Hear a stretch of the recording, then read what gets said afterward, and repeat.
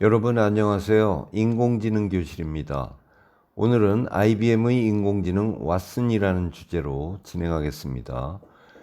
IBM이 만든 인공지능 또는 그 인공지능이 탑재된 슈퍼컴퓨터 왓슨은 자연의 형식으로 된 질문들에 답할 수 있는 AI 컴퓨터 시스템입니다. 데이비드 페루치가 주도한 IBM의 Deep QA 프로젝트를 통해서 개발되었습니다. 왓슨은 IBM 최초 회장인 토머스 J. 왓슨에서 이름을 땄습니다. 인간 수준의 이해력과 정의, 분석력을 갖추는 것이 목표였습니다. 참고로 왓슨은 우연의 일치인지 셜록 홈즈의 의사 친구와도 같은 이름입니다. 1997년 IBM 딥블루가 체스 세계 챔피언 가리 카스파로프를 이겼습니다. 그 후 IBM은 새로운 도전을 했습니다. 2011년 2월 14일 미국의 유명한 퀴즈쇼 제퍼디에 출연했으며 딥블루와 같은 일종의 기술 시연용 프로젝트였습니다.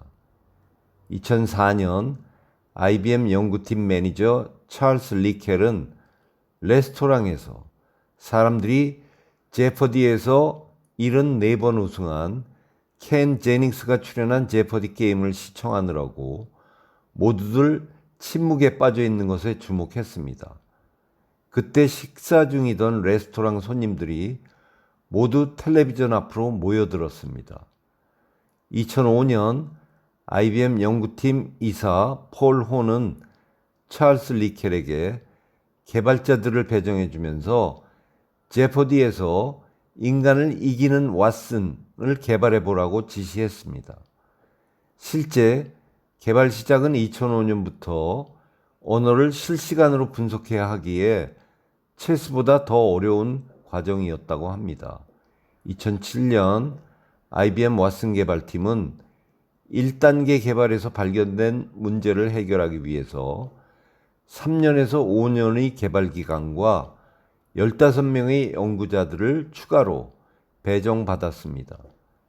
2011년 제퍼디에 출연해서 문제가 입력됨과 동시에 문제를 구성하는 키워드 조각을 분석해서 저장 공간을 검색하여 일치하는 정답 확률이 50%가 넘는 경우에 부저를 울리는 메커니즘이 실행되었고 게임 도중에는 인터넷에 연결되지 않았습니다. 제퍼디에서는 사회자가 문제를 모두 소리내어 읽은 다음에야 버저를 누를 수 있는데요. 아주 많은 상황에서 사람과 왓슨 모두 사회자가 문제를 모두 읽기 전에 답을 결정하는 경우가 대부분으로서 버저를 누르는 속도에서 인간이 이길 수 없어서 손쉽게 승리를 가져갔습니다. 정확도가 높기에 완벽한 답을 낼 것으로 생각하지만 메커니즘이 완벽한 것이 아니라서 게임 도중에 때로는 시간이 늘어지기도 하고 오답이 나오기도 했습니다. 2011년 2월 14일부터 16일까지 방영된 제퍼디 IBM 챌린지 퀴즈쇼에서 왓슨은 74연승을 거두며 250만 달러를 딴 최다 연승자이자 왓슨 개발의 동기가 된 켄 제닝스와 다른 역대급 챔피언 브래드 러터를 제치고 완승을 거두었습니다. 첫날의 게임이 끝났을 때 획득한 상금은 각각 왓슨이 3만 5천여 달러, 제닝스가 약 5천 달러, 러터가 1만여 달러였으며 둘째 날에는 7만 7천 달러 대 2만 4천 달러 대 2만 천여 달러였고 셋째 날에는 점차 격차를 벌여나가서 엄청난 페이스를 보여주었으며 결국 왓슨이 우승했습니다. 제닝스가 2위, 러터는 3위를 기록했습니다.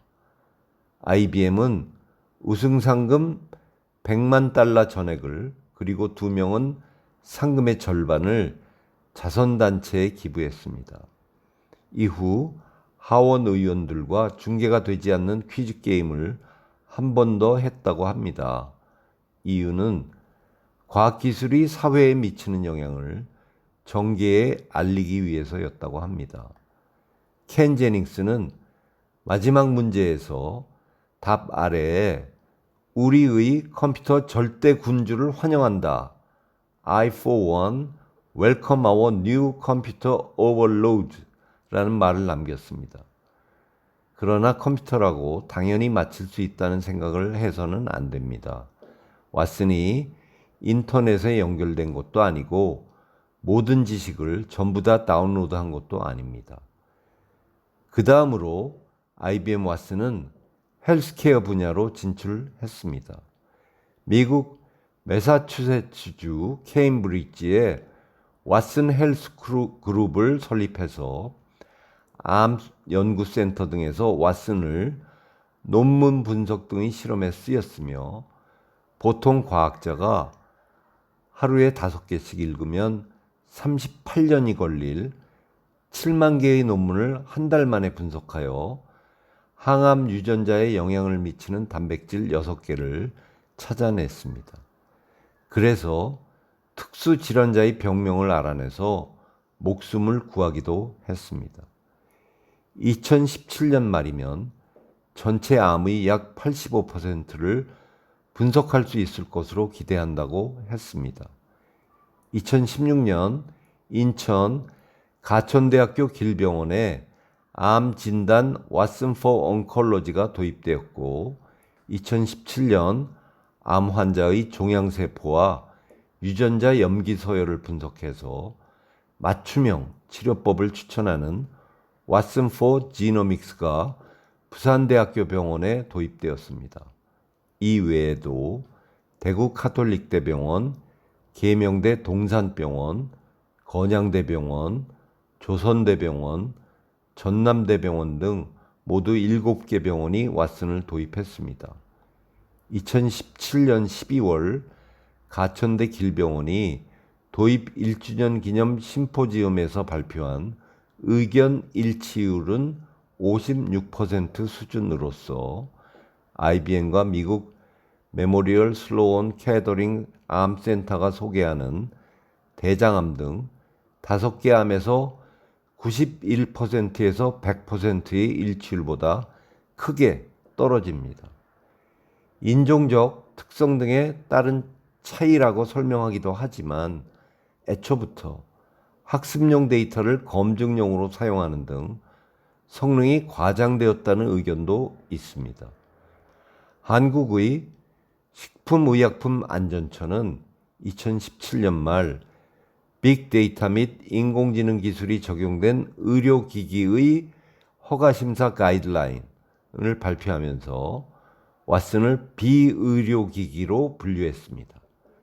그러나 지속적으로 확대되는 방대한 의료 지식과 정보를 인간이 다루기에는 턱없이 부족한 한계와 로봇 의사의 시술에서 미세한 수술 부위를 정교하게 다루거나 감정의 변동이 개입하지 않는 점 등에서 이러한 왓슨과 같은 AI 로봇 시스템 의료기기의 도입은 의료 전문가의 협력자로서 전문가들 사이에서 도입에 신중해야 하지만 필요한 이슈로 다루어지고 있습니다.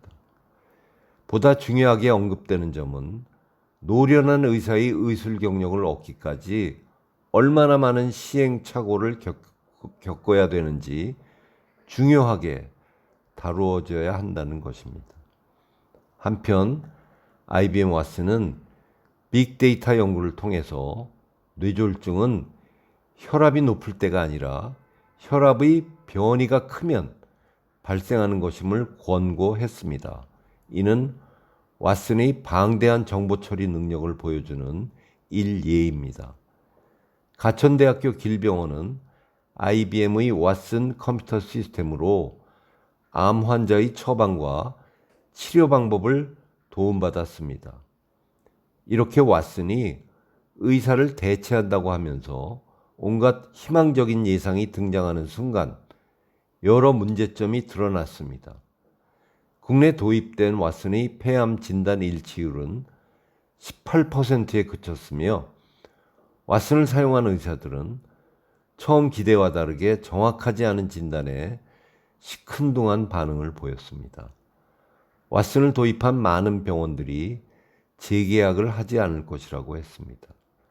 실제로 왓슨은 미국과 한국에서 지역의원 내과 의사들과 대결을 펼쳤는데 줄줄이 완패를 당해서 퇴출 위기에 몰렸습니다.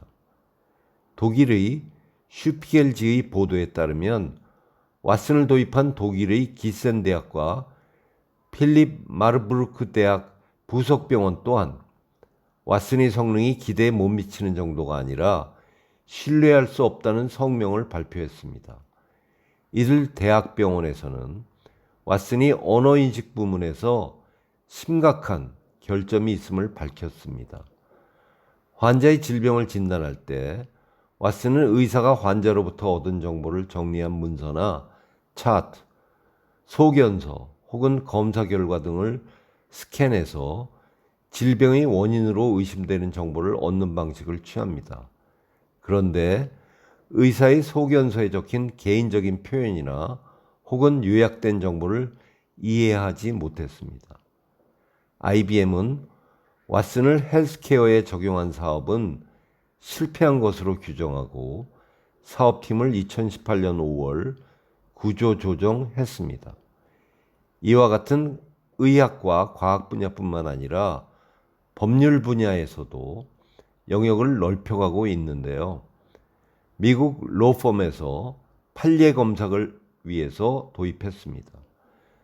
수많은 판례를 분석하여 답을 내놓는 식인데요. 특정 기업의 인수합병 금지 조항 같은 걸 물어보면 금방 답을 내놓는 수준이라고 합니다. 현재는 모든 걸 자동화하기보다는 개인이 여러 가지 변수들을 고려하여 최선의 선택을 할 수 있도록 돕는 것을 목표로 하고 있습니다. 최근에는 애플과 IBM이 합작하여 왓슨의 알고리즘과 시리를 접목시키는 프로젝트를 하고 있다고 합니다. 그러면 오늘은 여기까지고요. 인공신경망에 대한 내용을 가지고 13편에서 계속하겠습니다.